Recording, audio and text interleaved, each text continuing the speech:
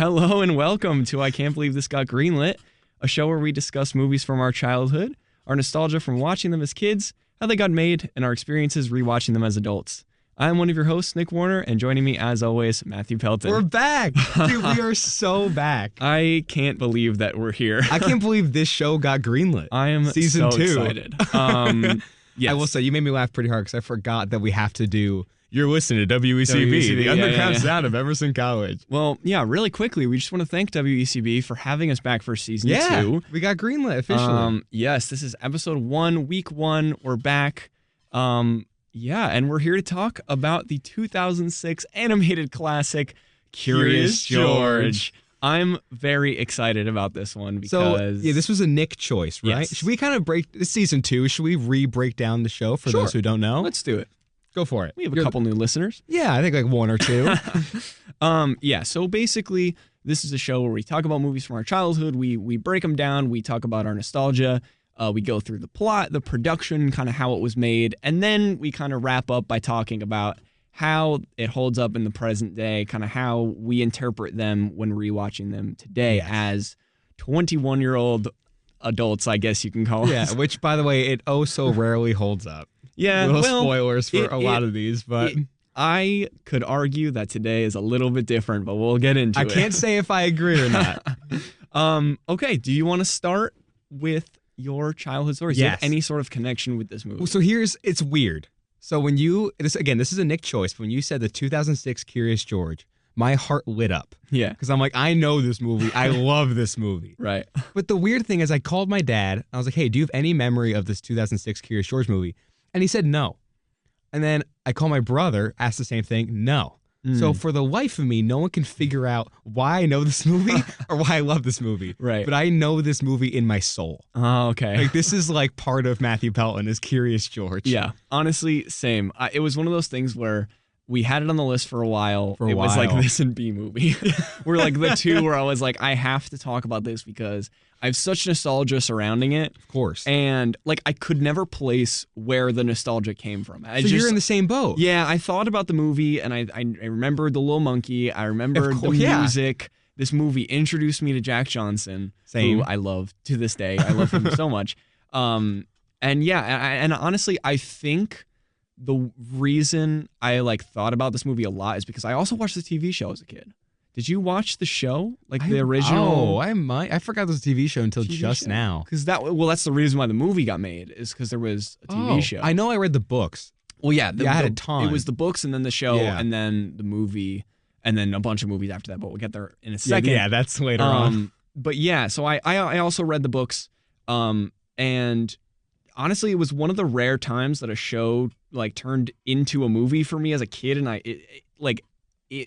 it blew my mind, where it was like I was so used to the show, and then the movie came out, and I was like, "That's a thing that you can do." Is the show like the same animation style as the movie? No, we'll get into that. It was like mostly it looks pretty good. 2D animation for the show. Oh, and then this one kind of incorporated 3D elements. So it's not like the same characters and stuff. No, it's the same. I believe it's the same. Base characters as Curious George and. This version of the Man with the Yellow Hat isn't the same exact Man with the Yellow Hat. I don't think so, because it's not the same voice actor. Why would we have? I'd be shocked if it was. We'll get into that too. I'm pretty sure also the show like stopped running in 2022. Like it was it very went that recent. long. Yeah. You know what? Good for Curious almost George. 20 years. He deserves which is crazy. That is kind of wild. So yeah, I that's kind of my connection, and I remember watching this with my parents, and then also listening to, I don't know if it was the radio or if we had WECB, the underground sound of Emerson College. Yeah, it was WECB, the underground sound of Emerson College. No, I think we had I could be wrong about this, so Mom, if you're listening, correct me if I'm wrong. But I'm pretty sure we had the like Jack Johnson, Curious George soundtrack. Dude, who like, didn't? I had the soundtrack. Yeah, and we played it in the car all the time. Unless it was just on the radio all the time. But I've heard the music to this film more times than I can count. I will say, when you said this movie introduced you to Jack Johnson, I almost agreed, but I'm like, it only introduced me to the Curious George soundtrack. Yeah. Like, I took like the first step and I never went any further. Okay. See, I went to the like Banana Pancakes, like that whole album. Okay. Bubble Toes and all that. Yeah. And then I kind of fell off, and then I Maddie and I were supposed to go to a concert with him. You were gonna go to Jack Johnson concert? Yeah, and then his team like never emailed us because he got COVID, and then like we showed up, and then no one was there, and Maddie and I was like, maybe we're just early, and Maddie was like, no, I've been to enough concerts. This doesn't happen. This does not happen. And then we looked, wrong. yeah, and then they just never contacted us. They announced it on the Instagram. And I was you like, missed who does it, that? yeah. Like who that listens to Jack Johnson is on Instagram. Like quite honestly, I love the man, but like it's a lot of middle-aged folk. And, yeah, that's the kind of crowds I go to. You're going to my kind of concert. What is happening here? So we found out via Instagram as we were sitting in the parking lot of the venue. That there was no show. Then we just couldn't go to the rescheduled show, so I never saw him. Did you put on the soundtrack so at least? Or were you kind of like anti-Jack Johnson at that point? For a hot second, I You're was a like, little mad. Kidding me? I was more mad at his team, honestly. For not even sending an email. That is weird. They didn't even send an email. Yeah, it was. That sucks. Yeah. But yeah, I'm super excited to talk about this movie because it's a weird one, especially for the beginning of season 2. Because season 1 we started really strong with Shark Boy, The Adventures of Shark Boy and Lava Girl in 3D. Don't forget, which we we love that movie and all of its quirks. Yeah, that's but sure. I wanted to start season 2 with something that I was pretty confident wasn't going to be as atrocious. It's a much smoother start. How about that? And then we can slowly delve further and further into madness as the season goes on. Which we have I'm a couple sure of cool episodes planned, and cool guests. But for now, I want to talk a little bit about production. Because I don't know anything about this. This movie, I told you a little bit before the show a couple days ago. But this movie has a wild production story. So we'll get into like the crazy story. But for now, this movie was directed by a man named Matthew O'Callaghan. It was me. It was, dude. Matthew Pelton. I don't know. I directed this. And it was his directorial debut, if you could imagine that. You know what? I don't want to spoil anything, but go for it. We're already on the show. Yeah, considering everything we've done on this show, this is a pretty solid directorial debut. It's a good start for me. Thank you. I appreciate that. And he mainly worked as an animator, like in general. So he knew what he was doing. He was like a lead animator. He was a storyboard artist. So he's worked on movies such as Who Framed Roger Rabbit, The Little Mermaid, and most recently, he worked on Space Jam: A New Legacy. Are you serious? As like the storyboard wow. lead. Yeah, which is crazy. And his next directing credit after this, it's a Greenlit in the Greenlit family. Okay, is it on our list? Yes, and it was it's also a sequel to a movie we just covered. He was the director of Open Season 2. No way. Oh, I just gave him all this credit. I had to take it right back. He went from this to Open Season 2. Why? Wild jump. Maybe, you know what? For those who didn't listen to Summer Sessions, we covered Open Season. I was not a fan of Open Season. Yeah. Maybe I'll like Open Season 2. Okay, coming from a person who loved Open Season 1, every sequel to that is so bad. Oh, no. So bad. Don't say that. But I highly recommend, if anyone listening has not listened to our Summer Sessions, it was a podcast over the summer. It's on Apple Podcasts and Spotify under the same name. I can't believe it's Greenlit. Yeah. But yeah, we covered that movie, and it was a wild time for both of us. Not a big fan. But yeah. One of the producers of this film is a famous man named Ron Howard.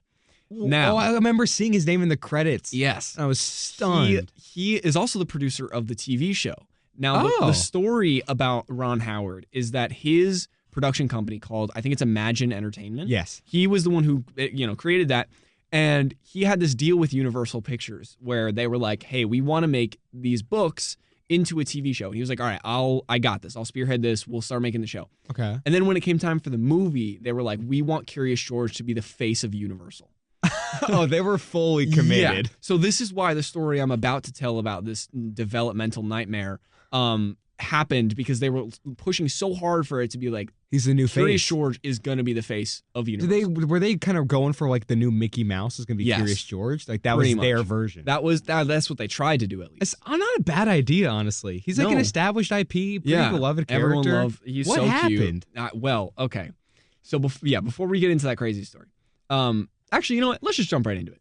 Imagine Entertainment started developing this in 1992. Mind you, this movie, the show? The movie. Oh, damn. Mind you, this movie came out in 2006. What? This is 14 years so long. Prior to the movie coming out. It got stuck in developmental purgatory, which, for those of you who don't know, basically when you make a movie, you go through a phase called development where you have your script, and you are basically trying to attach people to the movie and try and basically get it greenlit. And this is why we can't believe it got greenlit. Anyways, so also they got the rights in 1990. Like that was like originally when they got the rights to the movie, like to the movie. Yeah, they got like the rights of the book to make the movie. Yeah. And in 1990, it was originally going to be live action. Oh no! So, thank God that didn't happen. Oh, so this movie was originally going to be live action, and it kind of got stuck in developmental purgatory until 1997 when Universal Studios got merchandising rights. So that's when they were kind of like, hey, Imagine and Universal, we're going to team up. We're going to make this the new face of Universal. Yeah. This is what's going to happen. So a guy by the name of Larry Guterman, I'm going to go with that. Classic. Yeah, Larry Guterman. Everyone knows him. Right. He signed on to direct the live action film in 1998. Okay. And then left in January of 1999 due to concerns about the budget of the higher end special effects. Oh my God. So they were going nuts with this movie. Why? And now, mind you, this is based fully on the books. There's no show like at this point, the animated right? books. Yeah, the 2D animated. And they were like, you know what? We're going to no show at this point. They were like, we're going to turn this into a live action film. Which is so ludicrous. It's crazy. Like I'm almost happy this got stuck in developmental purgatory because I'm like, there's some film god out there that heard this idea and was like, I'm shutting this down. Yeah, I will make sure this never happens. Right. Thank God. And then so that was January of 1999 is when Larry left as director. Okay. So October 1999, Legendary was also in talks with Brad Bird. Or I'm sorry, Imagine, not Legendary. Talks with Brad Bird, famous director. Yeah, I was about to say. You know who that is? I know the name. Brad Bird is the director of both of the Incredible movies, Iron Giant. Like he's a massive, big name, massive name in animation. Like one of the highest regarded. So wait, at this point they still want to make it live action though. Yes. Well, okay. So 1999, Imagine was in talks with Brad Bird to write and direct a mix of live action and animation. Oh, they're starting to get there. So so they wanted to make it like a Who Framed Roger Rabbit kind of vibe, or like a Hop. Or like a Back then, it was more like a Who Framed Roger Rabbit because they did not have. They're both of technology. Equal quality, and they're both excellent films. So what are you trying to say? So yeah, October 1999, he got he was in talks, and then he bailed in 2000 when Pixar hired him. So that's when Incredibles kind of started. So that's now two directors that have bailed. Yeah.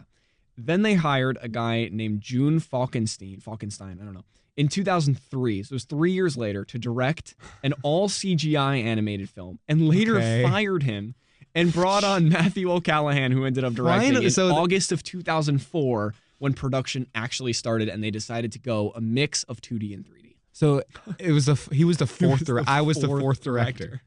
That's wild. Yeah. So that is the crazy story of how actually this got greenlit. So you said, sorry, I didn't mean to cut you off. No, you're fine. You said the third director got fired? Third director got fired. Do we know why? No idea. Dude, something happened. Something went on. Something it was wrong. Curious George. We gotta make it. I want to make it 2D and 3D. Like, get out of here. And you're like, no. You're out. So that's the crazy story. 4 directors. Yeah, it's wild. So the score was done by a person named... Nice. Done by a person. Yep. That's the show. I actually don't know how to pronounce this. I'm going to take a wild shot. Hitor Pereira. I don't know. Okay. God, this is awful.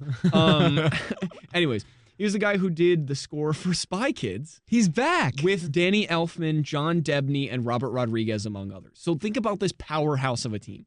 The score for Spy Kids, it was Danny Elfman, who's the guy who did Nightmare Before Christmas, for those of you who don't know. This guy who did Curious George. John Debney, who did all those other movies and 80 for Brady. That's that guy. A classic. And then Robert Rodriguez, who is like our guy. That's like the dream Greenlit team. Yeah. We need those 4. And Patrick Warburton. Of course. Yeah, Patrick Warburton's so thrown in there. And Spy Kids was this guy's scoring debut. Oh, was? So, yes, this is like... Curious George, he has a couple under his belt, but Spy Kids was his the first one. Yeah. Do you think when he auditioned for Curious George, he sent them the Spy Kids soundtrack? He's like, guys, check this out. Yeah, This is the one. I think I can work with Jack Johnson on this. 1,000%. But yeah, so it was produced by Universal Pictures and Imagine Entertainment. Yeah. And they released it. At this point, do we know how much say Ron Howard actually had by 2004, 2005. Like due to his fame or because like he was spearheading it? Do you mean? Kind of both, because like it seems like in the beginning he was very much involved in the project. I want to get this made, like let's go. But that was what you said, 1992, 93. Yeah. So when now cut to 2004, It was like 97 when 97. Yeah. Is he still that involved? Or is just like Oh yeah, no. He is like was heavily a producer of the TV show until 2 years ago, a year ago. Oh wow, Like That's this is crazy. his project. Like Curious George is Ron Howard's. Like he made this. Well, I don't know. He didn't make the Curious George. No, I'm saying though, like he was the reason that the TV show lasted for because of 20 Ron Howard. years. Yeah, That's wild. Like, he wanted to keep it up and like keep it going. So Which is pretty okay, cool. is that the only other notes on production? Is that kind of? I have a couple more things. Okay, but- cool. Because I know also you said that Curious George is going to become like the face of Universal. Yeah, that just What happened? They were just like, it's not gonna. Like Harry Potter came around and like a couple that's other weird things. I mean, I know that's Warner Brothers, but I'm talking like Universal Parks and also Yeah. Universal Studios. And also they But- wanted to do that in 97. Yeah, Cut to 2006. You know what I mean? Yeah, It's probably a different mindset. Right, exactly. Yeah, exactly. And also, I don't know if when they were talking about this is going to be the face of Universal, it was like the live action version. Oh, right. So it I could forgot. have easily Yeah. been, hey, this is animated now. We're not going to do it. This isn't us. They want a real monkey. Right, yeah. They want, it's like King Kong. Like they were just like, this is going to be sweet, lovely King Kong. Yeah, of course. Yeah, just and then small, cute Universal, version. right. Yeah. We're going to be the Disney of King Kong. But yeah, so the film, I mentioned this, but the film combines traditional animation with CGI animation for some of its backgrounds and objects, with CGI animation making up about 20% of the Oh, film, which really? is pretty cool. Yeah, it was in that weird era in the early 2000s where like Dinosaur was coming out, like the Disney animated which movie. is also on our list. Yeah, CGI, that's a nightmare. But yeah, where it's like half CGI, half 2D. They're like slowly transitioning into the full-blown 3D, like when Frozen comes Yeah, out, all that stuff. that kind of thing. So it's like in this weird kind of crossroad middle section. Yeah. They haven't quite gotten there yet. Okay, Right. that makes sense. Right. A couple more things before we get into the actual plot of this movie. It had a $50 million budget, which is, pretty average yeah, good for to an say. animated movie, especially with Ron Howard, Yeah. producing it. And it grossed $70 million. So it didn't make a lot. But Oh. I found this interesting because it was in that era of heavy DVD sales.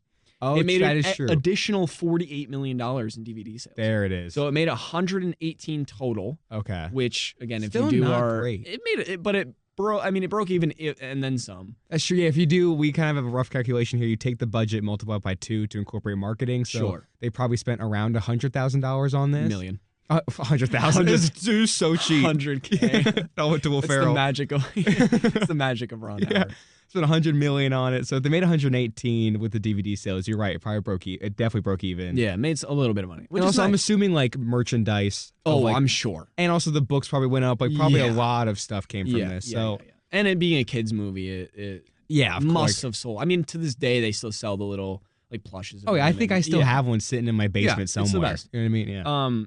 Yeah, so it had 5 sequels. 5 sequels to this movie. 4 of which were direct to DVD. So There it this is. There it is. Yeah. That's why I haven't heard of them. I think I've seen a good amount of them. But Oh, I could really? also be confusing that with the TV show. It's just been a while, so I don't Fair. actually. To be honest, I didn't realize there was this much Curious George like content. Oh no, there's tons. I thought it was Even- the books and then just this. even in the Universal parks, bringing it back Really? to theme parks, like a little crazy nerd I am. Yeah, they have like an entire. I mean, it's probably gonna go away soon. They have an entire like kids section that's literally just Curious George themed. It's really cool. Actually, That's it's like a awesome. little water park section that's just Curious That's George. sick. It's pretty neat. Wait, it's going away soon? I think so because that whole area of the park is being rethemed like constantly. It actually might be gone now. Anyways, that's a story. Then for let's get different out of day. Anson. Let's go. Yeah, What are yeah. we doing We here? gotta go visit. We gotta bring Will Ferrell and Ron Howard. Yeah. Speaking of Will Ferrell, this is the last note on production, but this Okay. is his voice acting debut. That's not Isn't that that crazy? surprising. I mean- And if you think about it. I mean, yeah, but like also having heard his voice in so many things, Lego Movie, most recently Strays. Oh, yeah, that's true. Like, Strays. what a wild movie. Yeah.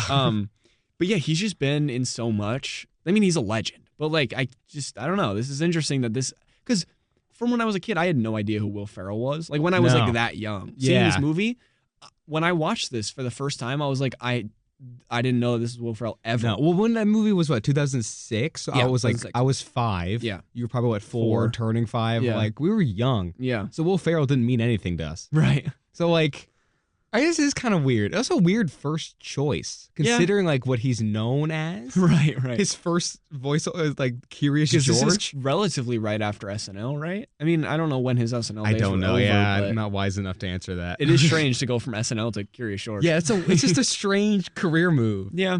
I don't know. I guess it set him up for Lego Movie. True. Yeah, that's true. I actually don't know what he did between this and Lego Movie, but And he was just in Barbie too, so I guess he does do like a couple like. Was it voiceover though? No, it was him. Oh, you're just saying he does weird. Yeah, he has some weird stuff in his filmography. Yeah. yeah. Okay. But yeah, that's all I have on production. What a wild movie! Dude, that's like crazy. Having watched this movie and then hearing about the production of it, I was like, oh, this is exactly why we do the show, because I would have never known that like otherwise. And I will say, usually with a lot of movies that like you have the cliche story of they get stuck in like developmental purgatory, they always end up. Not always, that's kind of exaggeration, but a lot of the time they end up not being great. Yeah, it reflects in the quality. Or just not being made ever. Or just not being. Yeah, they just get stuck forever. Like that's happened with Ghostbusters 3, like the like proper third one. Right. It just got stuck. So with this one, I'm surprised that this happened to it because it does not reflect in the film. Right. Like I can't tell. It just seems like they're like, hey, we came with this cool idea where he goes to get a statue and meets a monkey, and like let's just make it. Oh, it's the best. I love it. Yeah, it is. It's awesome. Anyways, going right into the plot of this wonderful film. We open with what I can only describe as like just a smile came across my face. We hear "Upside Down" by Jack Johnson. Dude, when those bongos hit, oh my god, let's go! It was the best. Yes, oh my god, yeah, that's how you know you're in. And I was like, "This is it." We don't have to do the entire thing, but I think we should. Ready?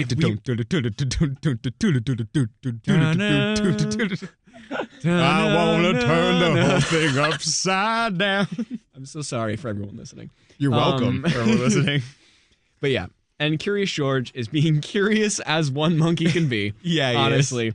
He's exploring the jungle, making friends, and having a good time. And he's being a goofball. It's almost like a little music video. It's adorable. It's so I love cute. it. And I will say, I watched it this morning in typical Greenlit fashion. Right, very last minute, as we do. Exactly, always. And I went into it being like, I remember liking this movie, and I love Curious George. I have a very deep love for that character, and just monkeys. I love monkeys in general. Yeah. So I'm like, I hope this doesn't let me down. I was so nervous. And the second that started, I was like, oh, I'm so in. Yeah, this is the cutest thing ever. It's adorable. Like, there's no people. It's just him in the woods goofing around with other animals. Yeah. I'm like, this is amazing. It's great. And all the other animals are like being super cute too. It's adorable. I had a thought, I'm like, if this is the whole movie, I'd be so happy. Dude, if you just went around the jungle just being a goofball. No plot, just an hour 20 of him just being goofy and cute. I would still be on the show and I'd still have the same opinion. But yeah, and then the parents of his jungle friends, like all the get mad at him. Yeah, they all get mad and break up the party. And we see George all alone in a tree as the song ends, and it's very sad. It's very sad. Also, this is it's going to happen a couple more times in the plot, and I'll point it out every time. Sure. Because in the moment, I knew how much I was overreacting, but every time someone got mad at Curious George, I was going to kill him. Like, if you make Curious George sad, I'm like, I will find you. He just is the embodiment of innocence. He's just the cutest little dude. It almost reminded me watching this, just like the pure joy and like warm feeling I had inside. Almost like the first time I ever watched My Neighbor Totoro. I've never seen it. Oh, it's almost exactly the same feeling. Is it? Like even watching it, the first time I ever watched that movie was as an adult, like 2 years ago. With my old roommate. Yeah. It actually, this semester we met. Oh, no way. Yeah, it was when we were stuck. It was COVID times. I was with my old roommate, and he showed me all the Studio Ghibli movies. Yeah. And that was one of them. And it was the one of the however many, 8 or 10, that I just, the whole time I had a smile on my face. I was like, this literally is the physical embodiment of childhood. And it just brought me back, and it made me so happy. If you're comparing it to Curious George, I gotta watch that now. You have to. This was so good. It was the best. And even especially like the animation style, the way they designed Curious George himself. Yeah. Oh my God. And his little monkey noises. Dude, I'm about to cry just sitting here in the studio. Yeah. So all the nostalgia came flooding back. Immediately. And then we cut to a city. What city? New York City. And it's the most New York thing of all time. And I didn't realize, like, they never outright say it's New York City. They but don't. You can just tell. It's so the heavily taxis implied. And the New York accent and the mob, which we'll get into in a second. And just the traffic, like every horrible thing. By the way, why has that become a common theme? The traffic in New York? No, New York there's a in reason general. for that. But like all these early 2000 kids movies that we cover, every time there's a city, it's always New York City. We just did B movie. That's like the most New York City movie I've ever seen. Seinfeld. Well, that's true. Like if it's that not was the any only other one that city. we've covered that's like they're in New York City City now. Is the character, yeah. You know, every time. Yeah. I don't know. I feel like back in the day, I guess now it's become like a painful trope, at least for me. Yeah. But back in the day, they were still milking that of like New York City's the city. Look how cool it is. Yeah, We're like Seattle. Well, now go it's to Detroit. That's now all the TV shows now. It's like we're gonna go to that's true. I mean, Atlanta is a show. Well, yeah, that's true. Yeah, I've never seen it, but I assume that it's set in Atlanta. I would hope. You know what I mean? It'd be weird if it wasn't. So yeah, I don't know. But so we cut to a museum in a city where the man with the yellow hat now Will Ferrell. Yeah. He is called Ted in the movie. So from here on out, oh, they did call him Ted. Yes, I will be calling him Ted. The whole movie he is referred to as Ted. I'm blown away. Could I be so real with you? At the end of the movie, I was like, oh, they never said his name. I guess it's just the man with the yellow hat. Dude, they said his name like almost too many times. I was distracted by the monkey, man. He's cute. Yeah, that's fair. He's so cute. Yeah, but so in the TV show and in the books, he was just called the man with the yellow hat. He didn't have a name. Right. Yeah. So he was called Ted in this for, purposes, obviously, to make the movie work. Yeah. And we see him teaching kids about the discovery of fire. And also the teacher of the kids is like weirdly in love with him. So into him. Yeah, like I got a big old crush him. on Will Ferrell. Big fat crush. And the kids are bored out of their mind and they go to lunch. And the man with the yellow hat, Ted, his boss pulls him. I refuse to call him Ted. Yeah, okay. Sorry. I'll call him Ted for the audience's sake. So Ted's boss pulls him into his office and tells him that they have to sell the museum because it didn't have the traction that it used to. People didn't like museums as much. They're bored. The kids are like, we want more.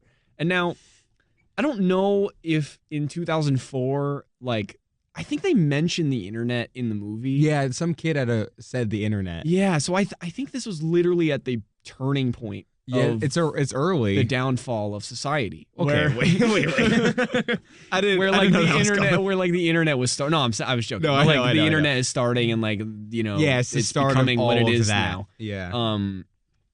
Yeah, I'm not exactly sure, but it's definitely. I don't know if it seems like. I'm not sure if it's like the start, but it's definitely like in the early stages. Right, where kids are starting to be like, "Hey, Club Penguin." Yeah, exactly. I don't think YouTube was like in 2004. I think it was a bit later. Yeah, I think it was like 2007. Yeah, but I was gonna say it's close. Yeah, it's definitely not that far off. Yeah, and then the boss man. I don't know what the guy's name is. The old guy who owns the museum. I never caught his name. Old man. Yeah. So I'm just gonna call him the boss. So his boss, the boss, his son, whose name is Junior. Yes. Which, I don't know how they did this, but they made a literal animated version of David Cross. He looks exactly like him. And if you don't know who David Cross is, look up David Cross and then look up Junior from Curious George and like 2 separate Google tabs. Go back and forth. I bet you any amount of money you can't tell the difference. It's 2 pictures of the same guy. Yeah. It's also I will say when he came on screen and it was just David Cross, I got like whiplash because like first it was Will Ferrell. I'm like, whoa. And then like 2 seconds later, David Cross came on the screen. I'm like, what's going on? I had no idea. But I will say, other than those two, I was really happy that it wasn't like any other big stars. Yeah, I agree. It made it its own world. It wasn't like Will Ferrell is. I mean, it was. But I'm saying like, it wasn't like Curious George is Tom Holland. Yeah. Like it wasn't like something insane. Dwayne The Rock Johnson. Yeah. It wasn't like Old Man Boss is Kevin Hart. But that was like, that's also been a common complaint on the show. And actually, I was going to save it for later, but I can say it now. Sure. Because we're kind of talking about it.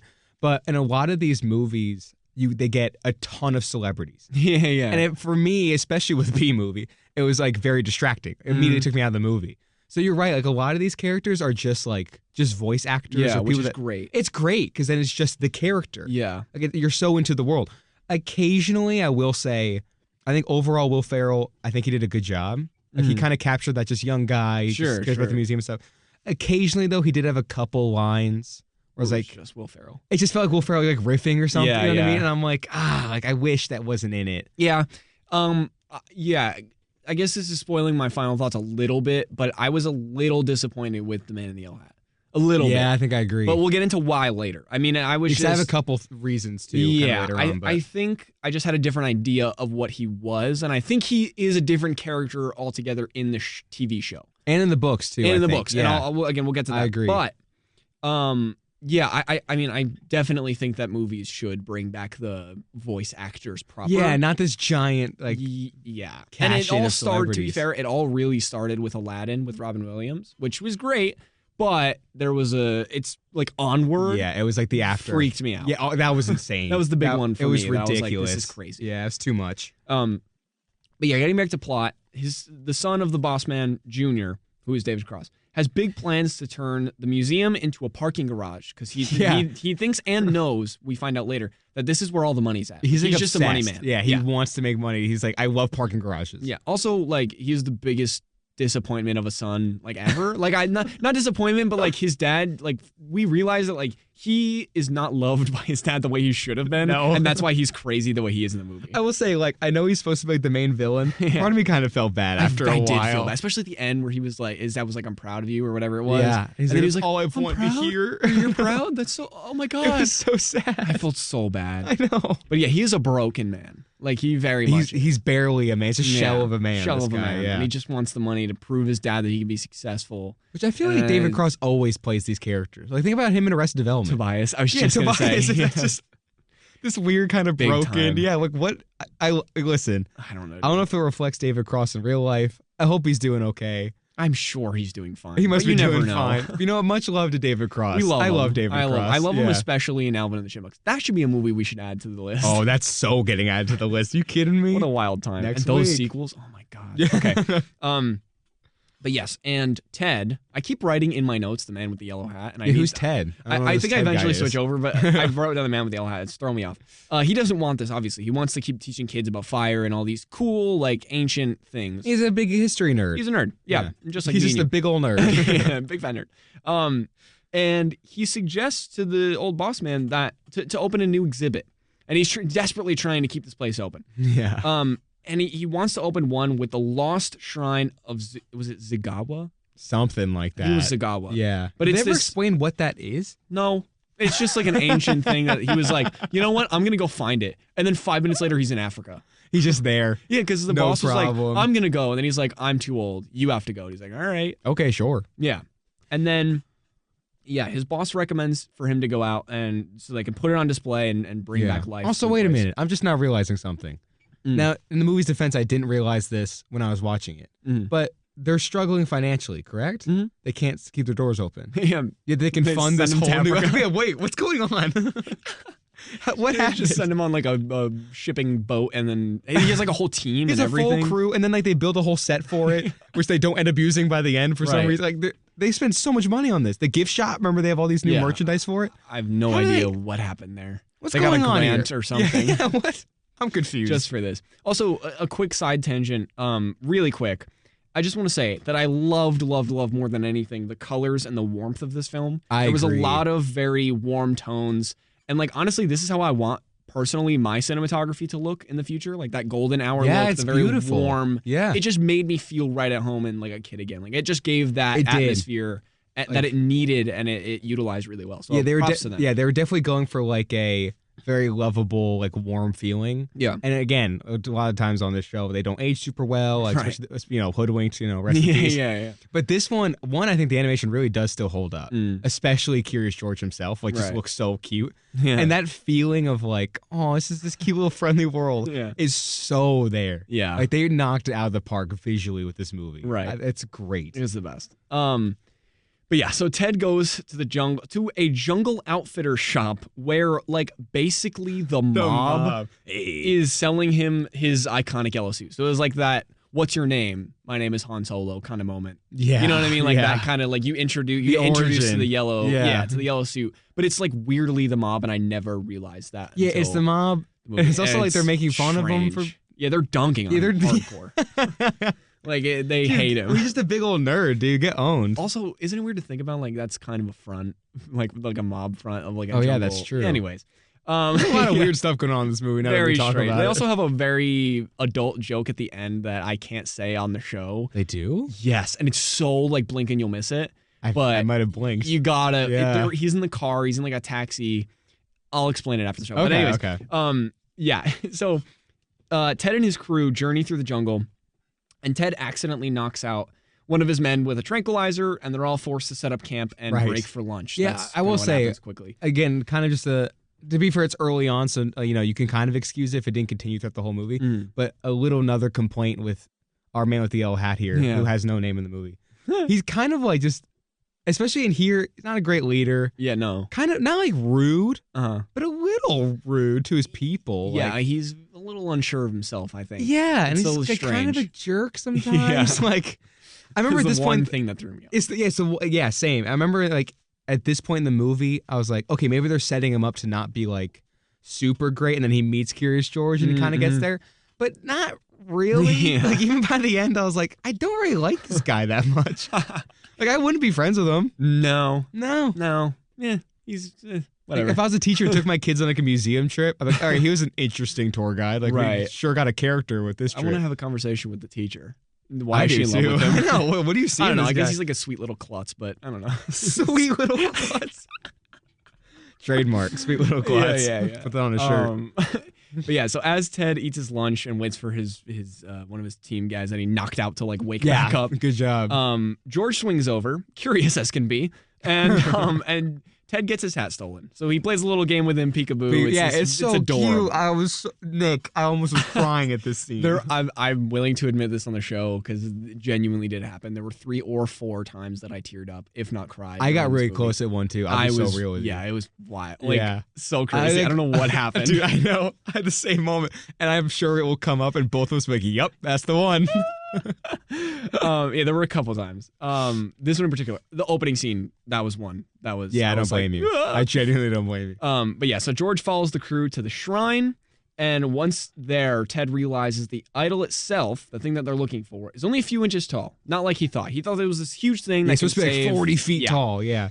And he calls his boss and sends him a picture of it on his little flip phone. Yeah. And Ted is disappointed in himself. But his boss is thrilled because he thinks the idol is 40 feet. It's bigger than he ever could have imagined. Yeah, the picture's all like not distorted, but like it's like super angles. up close. Yeah. It looks massive in the picture.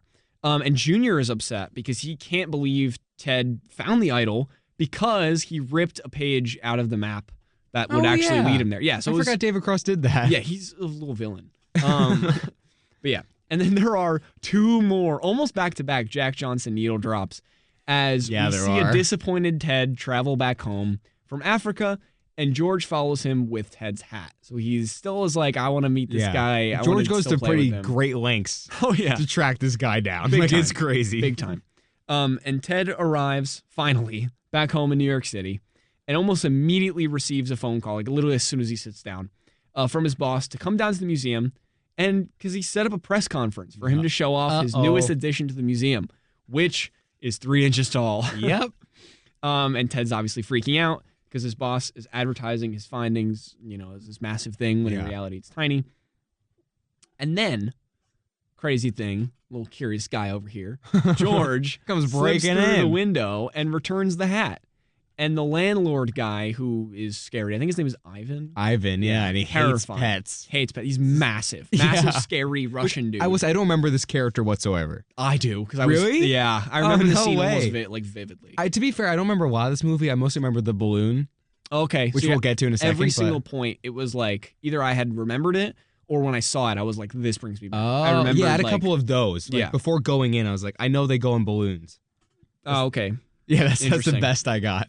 Okay. Yeah, I remember this part, especially when he's like coming out of the elevator sniffing like for the pets. Oh, really? Oh, I remember that. I have no memory of that. I will say that was a pretty good gag though. Yeah, it was very funny. Like, even as like a 21-year-old man, I'm like, oh, this is kind of funny, this movie. But yeah, so his nose, Ivan's nose. His nose, Ivan. Yeah. It guides him to Ted's apartment. And the 3, George, Ivan, and Ted have this game of hide the monkey, find the monkey. This is a new game I made up. And we're gonna be playing it, pretty soon. Next episode. We'll be playing Hide the Monkey, Find the Monkey live on the air. Is it hide first or find first?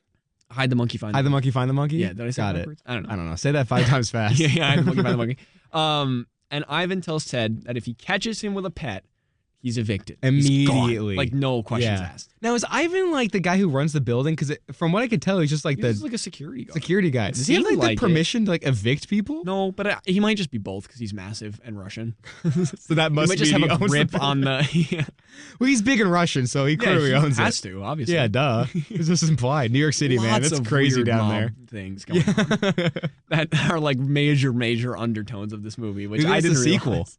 Curious George versus the mob. There's 5 of them, so eventually they'll deal with this issue. Yeah, and so George sneaks into a neighbor's apartment, which is like the old rich lady. Yeah, who has all white walls. All white walls. Yeah. Who's also an opera singer, and she's very snooty. And she has a bunch of paint out because she's painting her white walls, and she immediately fires the painters, who are very New York like guys. 2 seconds. Yeah. And George sneaks in and paints the house into a jungle as if, he's back home. This was so cute. It was adorable. It's another moment where I'm like, this movie. Adorable. And the animation, I think, adds to it. It totally does. They definitely made a good call not doing live action. Dude, thank God. That would have been awful. Yeah. And he starts dumping paint into her bath. He does. Which is so funny. And then Ted, I don't know how this exactly happens, but he eventually makes it his way up to the skylight. Yeah, he climbs through the falls down. Now, why into he her didn't apartment. use an elevator, I don't know. I can't remember. I know there's a reason, but Ivan catches George and Ted, and he kicks him out, and he's like, "You're evicted. You're gone." Homeless. Immediately. Yeah, homeless. Do you remember like one of the cutest parts of that scene? It's so Nick. I have tears in my eyes right now. Is Curious George is painting on the walls, and then it reveals that he painted the man with the yellow hat and him holding hands. Oh, I was like, oh, what's this movie doing to me? Baby fever kicked in. It was so cute. It was the sweetest thing ever. And then later he like paints Ivan on the back of Ivan. It's so sweet. Yeah. I will say this is really embarrassing, but I have a little stuffed monkey. His name is Bongo, and the whole movie. George. No, the whole movie I was just holding Bongo. I was like, I couldn't help it. That's so sweet. I was like, this is so cute. Yeah. So Ted goes into work before the press conference, and he informs his boss that the idol's actually 3 inches tall. Yeah, want. And Junior finds this out as well, and he encourages everyone to take photos and videos of the catastrophic failure. He is a little villain. Man with the yellow hat. He's a little sneaky guy. And before anyone from the press can find out how big the idol actually is, George comes in and knocks down like a dino skeleton. Just destroys a giant part of the museum. And everyone starts filming George instead. So that's kind of what happens. This is another one where people start to get mad at him. I'm like, don't you dare. Yeah. Don't you ever make that monkey feel bad. Ted and George have to sleep in a park. And this is one of the things where I remember it so vivid. The stars and all that? Yeah. I was hurting. It was beautiful. It was hurting in a good way because I was weeping. They have to sleep in a park due to being kicked out of the apartment. And they have a little bonding moment after George makes a bed for him out of leaves.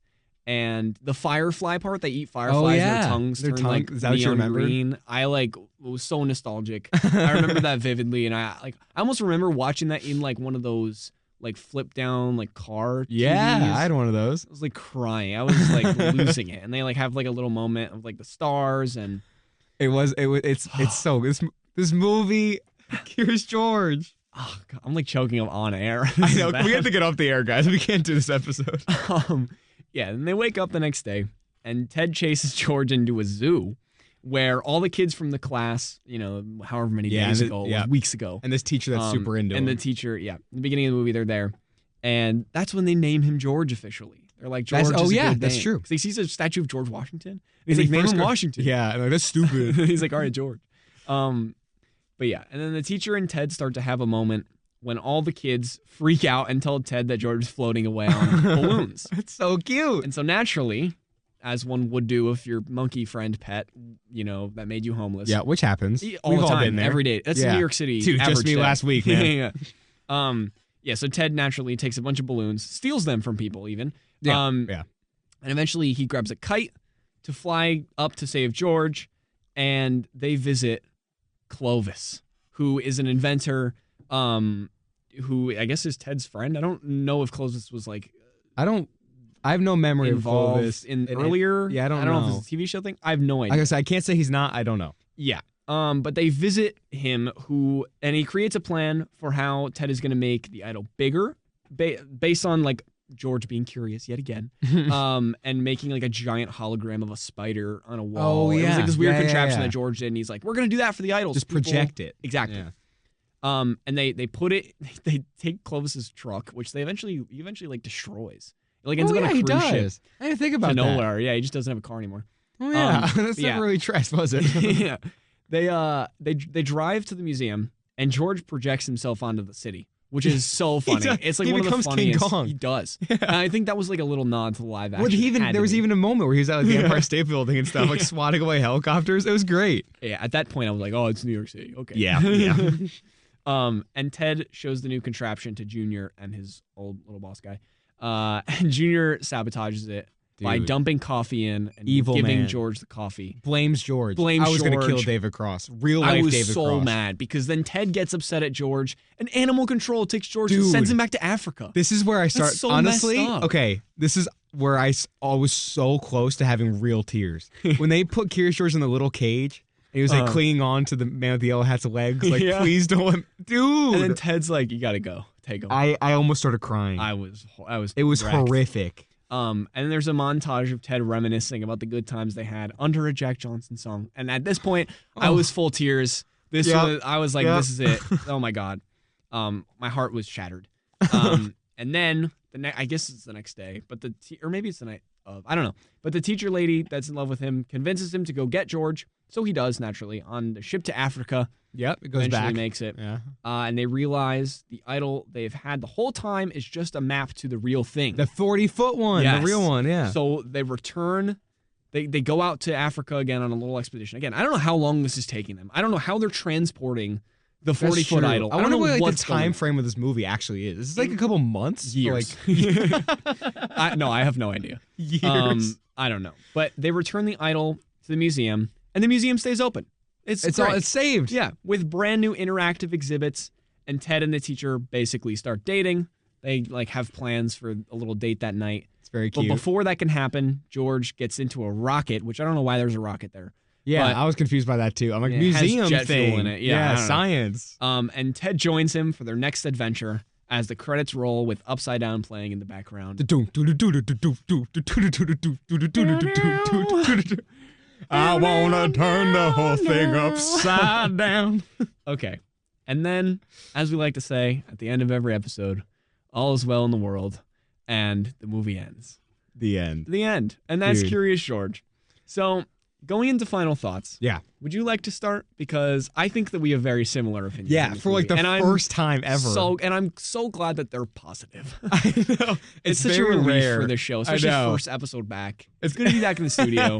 It's going to be back with this movie. We got a good movie. So yeah, final thoughts. Final thoughts. Like I said, I was a little worried going into this because I was like, I have so much nostalgia behind this. Yeah. And like just the character in general. Man, I hope this lives up to my expectations. Yeah. And it did. This was so cute. This is just the cutest movie maybe ever created on planet Earth. Maybe ever. We did kind of say it. I'm a little disappointed with the man in the yellow hat. Yeah. I feel like I don't know about the TV show, but I feel like in the book, he's more just, I don't know, he's just more like, not innocent. Where he's like his best friend. Like they just do things together and it's cute. Where in this one he had like just motives outside of Curious George. He's kind of doing his own thing and he's kind of a jerk to people. Yeah. So he was a little bit of disappointment. There's a couple Will Ferrell moments I was not a huge fan of that kind of just took me out of it a little bit. Right. But overall, this was adorable. Yeah, absolutely. Oh my God. I think going off of the Man in the Yellow Hat thing, I think I mentioned this earlier, but I think in the book and the TV show, I perceived him, and maybe as a kid I perceived him in the movie as this, but he was more sure of himself. Yeah, I agree. He was not like a klutz. He was not like a rude guy. He wasn't like messing up left and right. No. Not that it wasn't charming in this movie, but it wasn't as charming as it could have been. Because sometimes those character tropes are there. True. But it's not. It's almost like too much. Almost. Yeah, I think. And that was the one character where I was like, there were some scenes where I was like, But other than that, that is my one complaint. Same. That's really the only thing I got. This is one of the most heartwarming films that we've ever watched, if not the most. It's not even close. Maybe even in my life. I loved it through and through. I think the character animation, obviously, I think it's very of its time for the background characters, I think. Because if you look at the background characters, I think it's I didn't even look, to be interesting. fair. That was just a general note I had. But anyways, I love the animation as a whole, generally. I think the main characters were perfect. I think Curious George was perfect. Ted was great. Yeah. All the characters were great. And again, the warm tones and the general color and atmosphere, all of it. Fantastic. It's so nice. George's monkey noises, Jack Johnson's music, all of it brought me a sense of nostalgia and a calm, warm, fuzzy feeling. Yeah, dude, those bongos. Yeah, I know. I don't think I've ever gotten from any other movie that we've covered, and I don't think I've gotten from any other movie other than My Neighbor Totoro ever. Like, I can't 100% agree, but I might be very close to being like, yeah, this is the only movie that's gotten this out of me. Yeah. Because it's crazy. And even just speaking about the colors, you have the man with the yellow hat, his yellow suit. Like, it's just, it's so good. He looks like a big banana. Yeah. Which is hysterical. It's the best. It's so good. Yeah, and I guess one final thought on the actual production of this movie. Yeah, for sure. I can't believe this got greenlit. Dude, it feels so good to say that. In back studio. on the air. No more in Zoom. WECB. Oh. It's the best. Thank you to WECB for having us back for season 2. Yeah, this is truly an honor. We love it here. Thank you all for listening so much. We're so happy to be back. We have a great slate of films that we're going to, great slate of films maybe that we're going to be covering. No. Other than this is a good, strong start. And hopefully can we the just love keep of it this movie. quality? Yeah. Hopefully the love of this movie will carry through throughout the season. I doubt it, but we'll get to that. Let's hope. Tune in next week for a little movie that we like to call G-Force with a very special guest back yet again for another masterpiece. My girlfriend, Maddie Kutza. She will be on the show in studio, and I'm very, very excited. Okay, I have for the movie, not so much. Exactly. I have to point this out. You know me. I love your girl. Maddie's great. Yeah. I think Maddie's a wonderful person. I'm starting to hate Maddie. Because last time she was on this show, she made us watch Fred the movie. Yeah, and now she's picking G-Force. Well, to be fair, I knew Fred was going to be bad. G-Force, I know it was going to be bad also, but I think it will be less bad. Probably. We'll see. Fred the movie was tough to get through. That was brutal. Yeah. Point is, I don't know if she's secretly not a fan of the show. She's just trying to sabotage us. I don't know what's going on. You know what I think it is? I think she wants to make for the best episodes. So she's picking the worst movie so we have the best conversation. That's true. We're picking Curious George. We're picking great films over here. Dunk on it. Exactly. Yeah, it's the best. We're trying to have a good movie experience. She's trying to get the good quality out of us. Yeah. So anyways, she's doing it smart. She is. Tune in next week for that. Thank you all for listening. Bye. Bye.